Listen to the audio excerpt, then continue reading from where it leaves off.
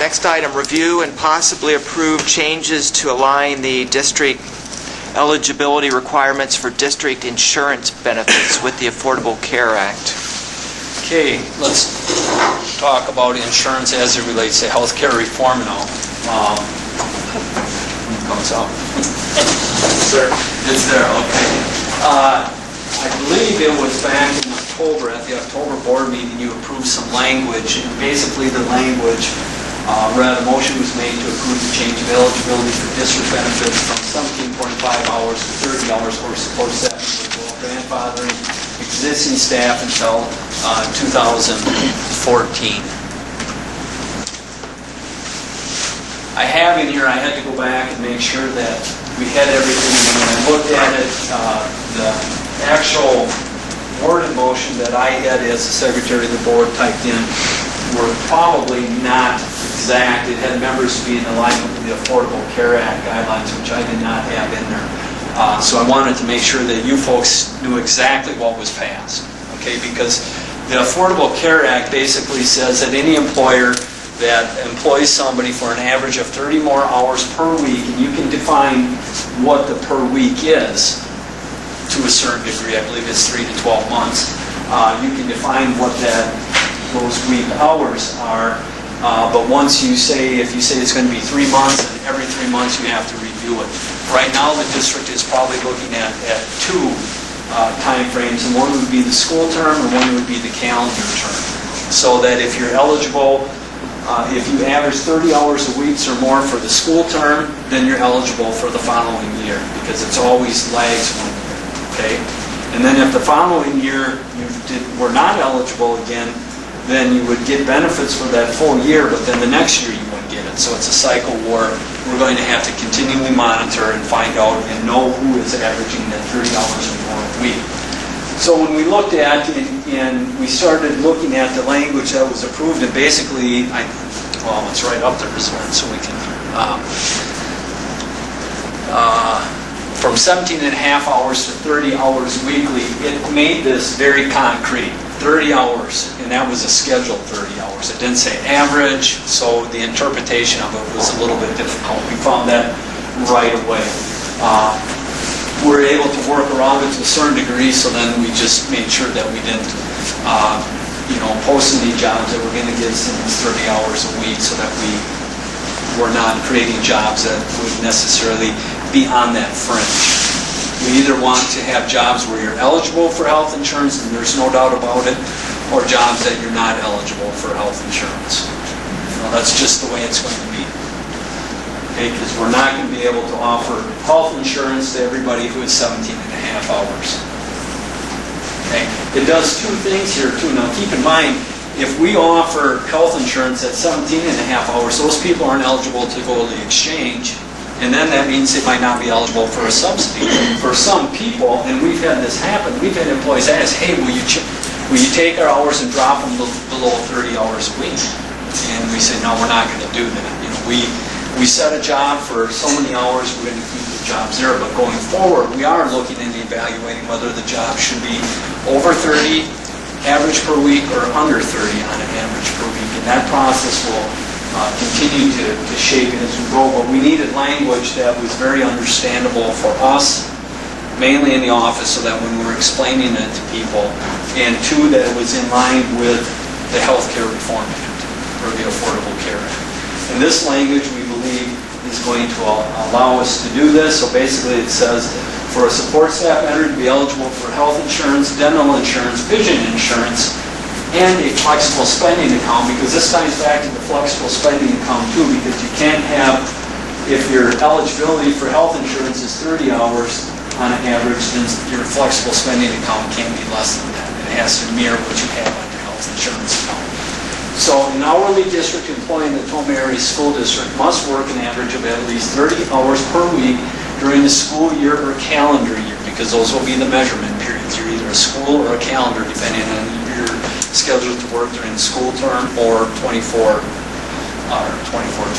out of the year, or the calendar year. And that's as defined in Section 7, work schedules and pay of the employee handbook. So now they know where they can go to find, am I school term or am I considered calendar term.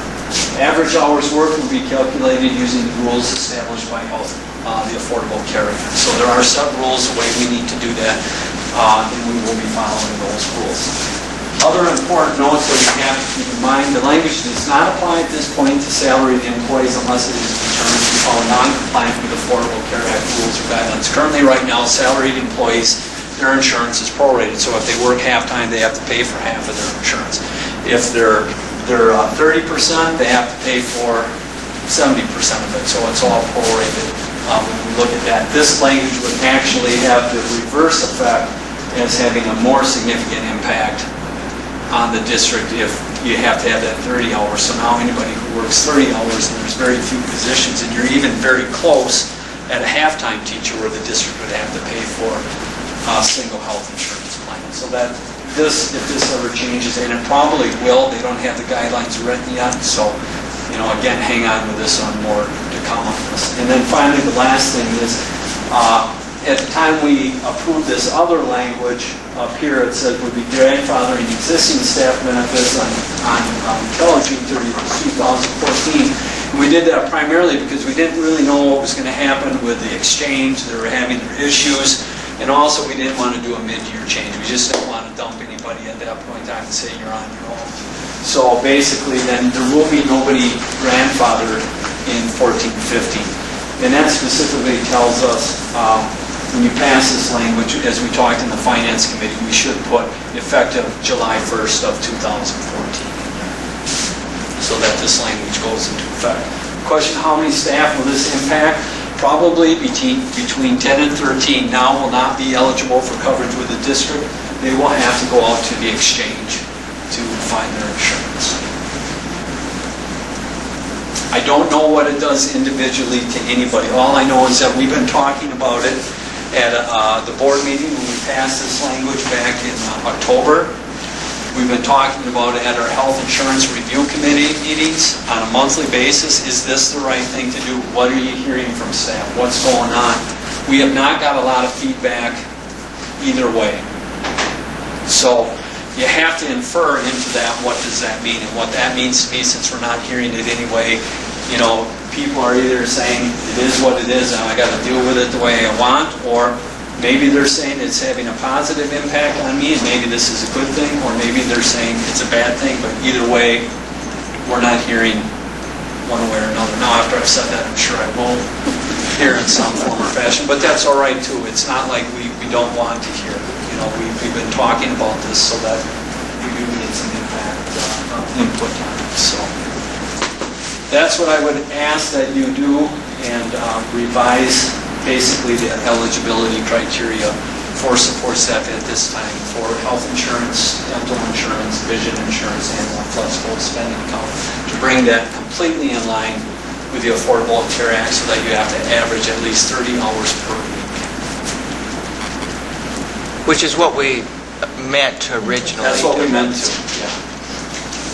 The intent was to implement this. The language and the wording that I recommended to you just didn't quite take us to that spot we needed to be, which was all right because for this year we were able to work through that, but now we have to give timely notice to those employees and let them know what's going on.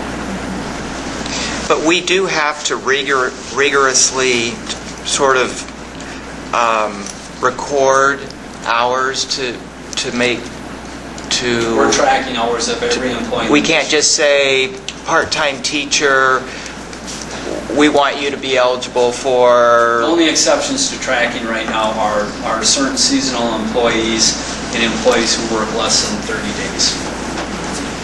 So otherwise we track substitutes. If a substitute teacher works more than 30 hours a week, and that's a potential, if you have somebody go out on a major illness or a long-term substitute, they're averaging more than 30 hours a week. We may have, because they're not salaried employees, they're technically hourly employees as a substitute teacher. If we look at our teaching assistant who may be, or employee doesn't have to be a teaching assistant that works 20 hours on average per week but says they would like to coach, we have to track their coaching hours just as if somebody who's not working for the district coaches, sort of a citizen's coach, so to speak. We have to track every hour. regardless of what they do. And it all applies to that 30 hours per week. But again, maybe not to a part-time teacher since it's a salaried? Part-time teacher right now, if they're under contract and they're a salary teacher, then it would not apply to them. We can just decide to offer them At this point in time. insurance. That's why you have this on the bottom, this language. Does not apply to salary employees unless it is determined, because the way we look at it, we're going to find out sooner or later. The discrimination. The rules are just starting to catch up. It may be under the discrimination issue, it may be under the affordability. It's hard to say. We're going to come up with that rule. But that's not we assume it's clear. coming in some form or fashion. Okay. But they don't have the guidelines out there, so to do anything now, you're just guessing. Usually when we guess at healthcare reform, we're wrong, Yeah. because it's changed Okay. a lot since its original inception. And it will continue to do that, just as we talked about that Cadillac tax, We're trying not to react to a rule that was written 3 years ago, and they put dollar figures to it, and still won't be enacted for another 3 years, because it's likely to change. They're having so many other, when I say issues, I'm not saying pro or con to it, I'm just saying they have to deal on a daily basis of the here and now. They're not even looking 3 years down the road. They're trying to figure out today's problem. They'll worry about tomorrow's problems tomorrow. And we had discussed just amending that language with at the beginning of that first sentence, effective July 1st, Yes. 2014. Effective July 1st, be eligible for health insurance, dental. Just put that right at the beginning. Okay. I will make that motion then to incorporate, to approve the revised motion as presented with the initial line amended to read effective July 1st, 2014, to be eligible for health insurance, dental insurance, vision insurance, and a flexible spending account as it is stated and presented. Okay. Is there a second? Second. All right, we have a motion and a second then to approve the revised motion regarding the district eligibility requirements for district insurance benefits as presented. The other thing I just want to throw in here, because it's an opportunity to discuss healthcare reform a little bit, but it's kind of a domino effect and a reaction to what everybody else around us. It's not just schools. It's our local employers that are struggling with this also, and how they're going to make that fit within their budgets. Just as today, we have had a couple employers come in and basically say that for us to confirm that an employee's spouse is not eligible for district insurance. Because if they're eligible for district insurance, then that employer is taking the attitude, well, then you need to take the district insurance. So it'll be interesting to see, and again, we're just in the infancy of how all the dominoes fall with this. And that's going to, have the potential to have a significant impact on our health insurance costs here, which may put us in a position where now we have to start looking at how we're doing business and what we're offering. And that's what that insurance review committee really does on a monthly basis, is looks around what's going on around us and what things we have to be reacting to in the realm of healthcare reform. Yeah.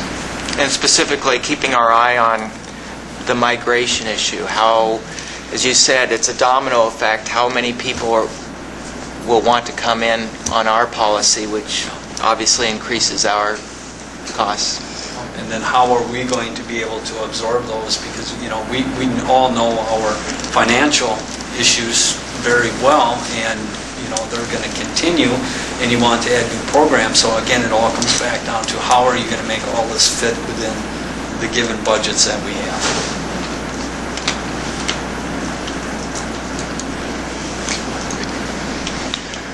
So we did have a motion and a second then to approve the revised motion. Any other questions or comments?